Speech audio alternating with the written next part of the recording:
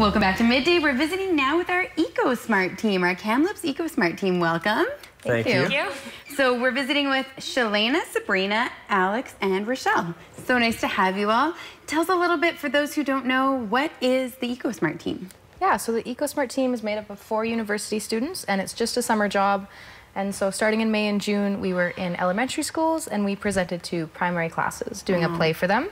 Great. And then during that time, we also did an anti-idling campaign in the school districts with Juniper, Marion Shilling, and Lloyd George, and we just worked on reducing emissions. That's a big one. I mean, it's one thing for you to kind of know it in the back of your head. It's a different thing if your kids are saying, hey, Mom. Definitely. The Ecosmart team said. Yeah, and once school was out, we actually go to summer camps now. So oh, that's great. Yeah, for all of June and August, we go to YMCA, Tier U sports camps, and a whole bunch of those, like Eureka, we were at this morning. Oh, that's so fun. Yeah, so we play games like relays for recycling, as well as teaching them water conservation stuff through like tagging games. Awesome. Not a terrible way to spend a summer. Exactly. Yeah. How did you get involved with this? Did you hear about, you know, the possibility somewhere, or?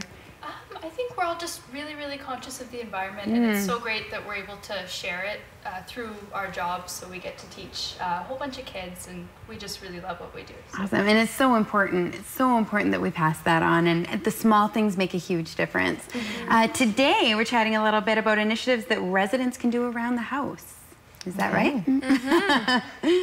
Yeah, so Alex? So yeah, we can talk about that. We're thinking a lot about reducing our water usage, especially over the summer. Yes. So being conscious of sprinkling and water regulations, as well as reducing electricity use. So being mindful of using air conditioners. You know, it's a necessity sometimes, but reducing our usage when we can. We can turn it off at night. We can wait to turn on in the morning. That's exactly right. Yeah, and we've also gone to farmers markets. So there we've had nozzles that we're offering. So if people don't have their spring-loaded nozzles, as well as the rain gauges. So we're handing out some rain gauges that people can put on their lawns so they can water once a week. Yeah, I used to be a chronic overwaterer, and then I think actually last year I had the Ecosmart team on, and they were like, it's so easy, there's just this cup, and my husband was on board for that, but excellent. So many things you can do around the home. I know when I was little there were campaigns on about like not leaving the water running when you're brushing your teeth, and it made a huge difference to learn that as a kid. You carry that into life as well. Definitely. We've had kids come up to us and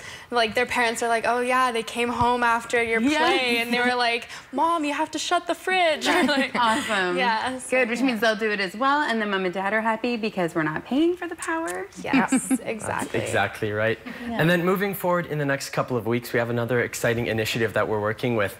So in partnership with a number of electric vehicle groups in British Columbia, as well as with Hot Night in the City, we're putting on Electric Avenue, which is the first time we've ever done it.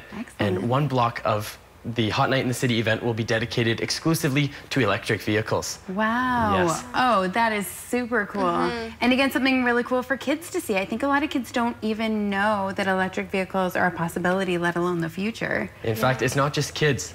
Many people don't really know about the possibilities of electric vehicles, so showing the future of them will be really fantastic. Awesome. Where did those vehicles come from? So those vehicles are actually coming from all over the province. We have a number of vehicles coming from Vancouver, as well as in the Kelowna and Kamloops area. Awesome. That's great, you guys. You're making a real difference, and especially for those future generations. Where can kids see you over the next little while, over the next couple of weeks here? Where can they catch you? Yeah, well... so actually we're going to be at the Downtown Merchants Market tomorrow. Oh, great. For No Car Day, or Car Free Day, sorry. So you can catch us there, and then we'll also be at Ribfest, of course. I think we're in the family fun zone, so... That sounds about right. That sounds like the right thing. Working with the kids, and then, of course, at Electric Avenue on August 12th.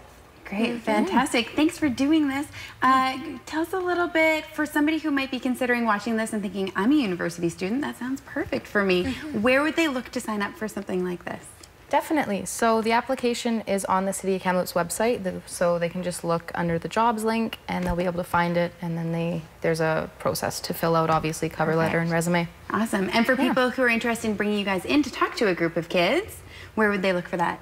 Yeah, they can just email us at ecosmart@kamloops.ca. Yeah, and then we'll get back to them really quickly. Excellent. Yeah. Thanks so much for coming on and visiting with us and for educating us and letting us know something so important for us to think about, be thinking forward and about the environment. And we look forward to seeing you at all those locations. Awesome. Thank you. Thank you.